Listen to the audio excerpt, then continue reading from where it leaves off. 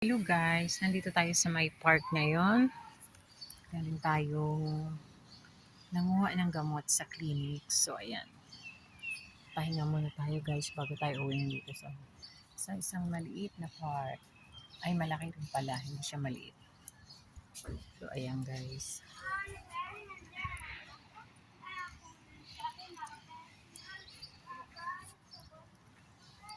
Ito ang buhay ng caregiver dito sa Israel.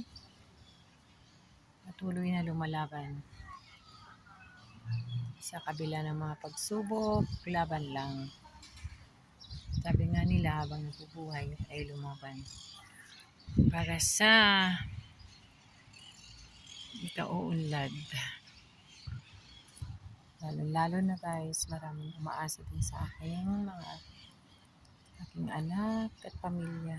So ayan guys, pahinga muna tayo at super init ngayon.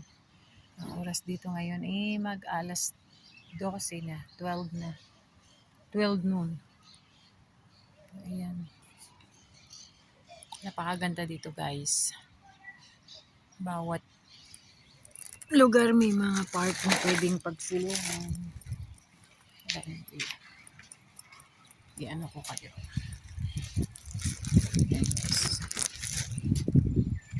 Napakaganda guys. Yan. Masarap pakinggan yung mga mga ibon na naghuhuni ng mga ibon. Huni lang ng ibon ay sapat na. Ayan guys, hanggang doon yan. Nakaluwang ng park na ito. Ang daming ibon. Itong kagandahan dito guys. Hindi pwedeng hulihin ang mga ibon dito. Ayan. Ito.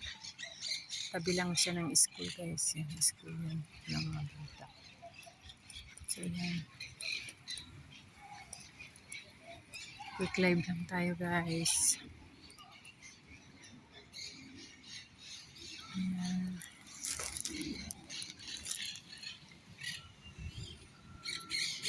Ito ang buhay ni Inday dito sa bansa Israel. Napakaganda dito.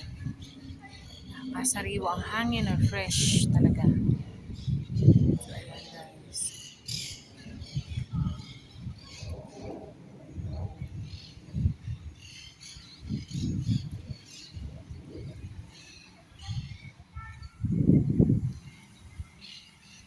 Sarap ng hangin. Sariwa. Sariwang sariwa.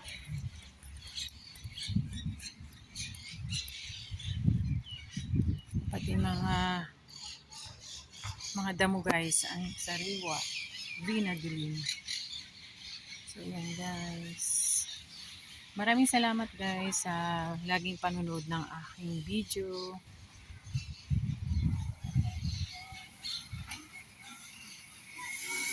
Sa aking mga subscriber, thank you so much. Maraming salamat sa inyo.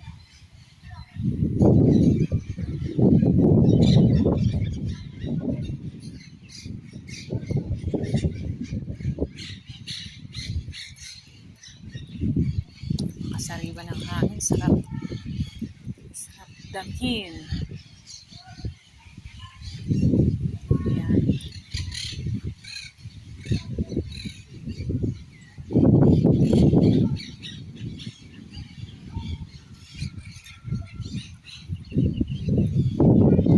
Mare-refresh ang katawan mo talaga dito sa part na ito. Napakasariwa ang hangin, sariwa ang mga damo, green-green. Thank you guys for always watching. Thank you sa aking mga subscribers at followers. Thank you so much. God bless you all. Love you all.